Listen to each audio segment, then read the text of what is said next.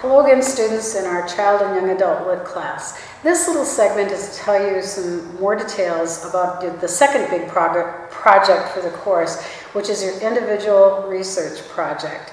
Now that's kind of a boring name, but there's two key words there.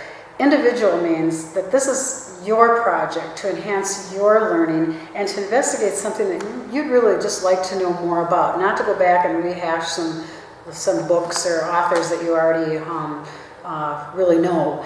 And by research project, I mean it's to be your research project. It's just not a report on other people's research and ideas. The fundamental source of this project is the 5 or 6 children's or young adult lit books that you select.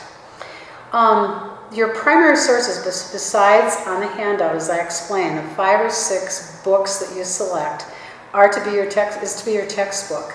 Now, you can use other scholars. I want you to use your textbook scholars because they'll give you the measuring stick on some ideas on how to assess these books or these authors or these illustrations.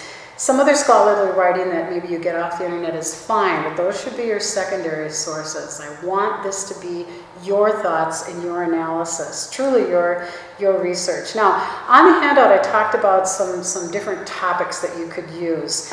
How about several books by the same author? Now, I'd like you to steer away from some of those that you probably already know quite well, like Dr. Seuss or Shel Silverstein, or maybe even some of the more common ones by Gary Paulson. We all, including you, probably have had quite a good solid chunk of time with those particular authors and illustrators. How about somebody you've never explored before, some cutting edge or a new author? How about a genre that you find really challenging? I find science fiction pretty challenging to stick with, so I guess if I were going to do this project, I kind of sort of make myself look into science fiction, or is it magical realism? It's something I really haven't gotten into, or I don't know, maybe the werewolf stories that a lot of the teens seem to be talking about this past year. I haven't even taken a look at those. Maybe you'd like to look into graphic novels. Can be quite questionable. Some say I don't want them in my schools because they're comic books, but there's some pretty marvelous and cutting-edge ones that are out there now. The genre, the authors illustrators working in that genre have really grown. How about the issue of contemporary slavery of children and women across the world, even young boys? There are some fictional and biographical books that are written about that. So let me know if I can help you find some of those. That might be really eye-opening. How about one illustrator?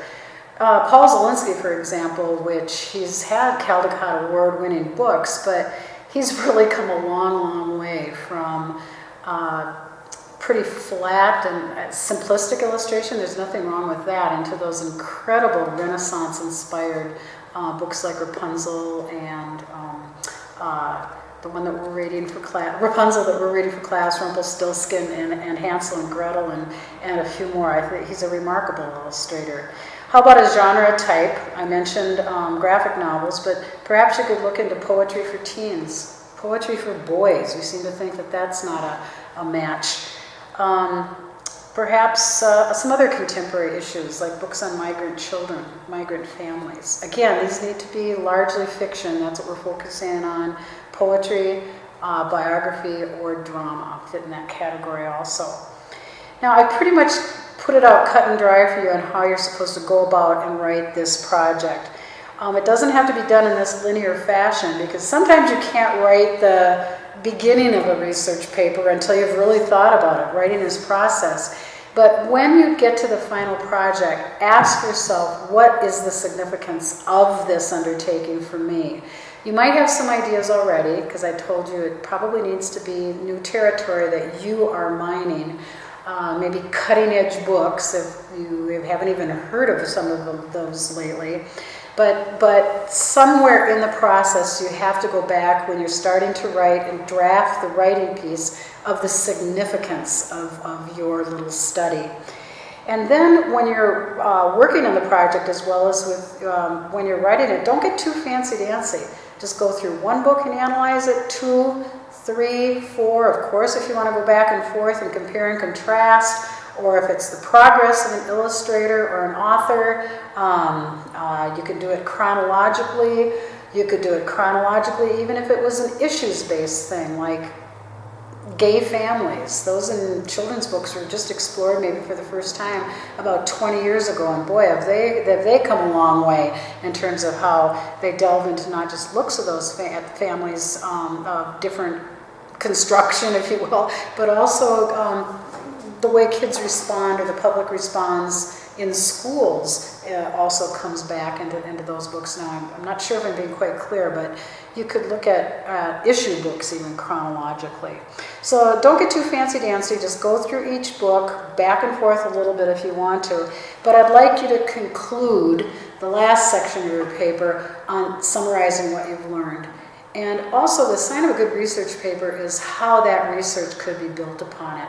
You know, in the past couple of years when I've done this project, and students just love it, I've seen some papers that someone could launch into a master's thesis. They're on topics and issues that maybe I've never heard of, or the rest of the class has never heard of. Somebody really pushes the envelope in finding those books, or maybe even obscure illustrators, and being the basis for taking something on for a graduate level paper or even going on to a master's thesis. That's where they come from. But at the very least, you need to try to figure out, what did I learn from this? And that's in your closing paragraph or two, and what others can learn from it.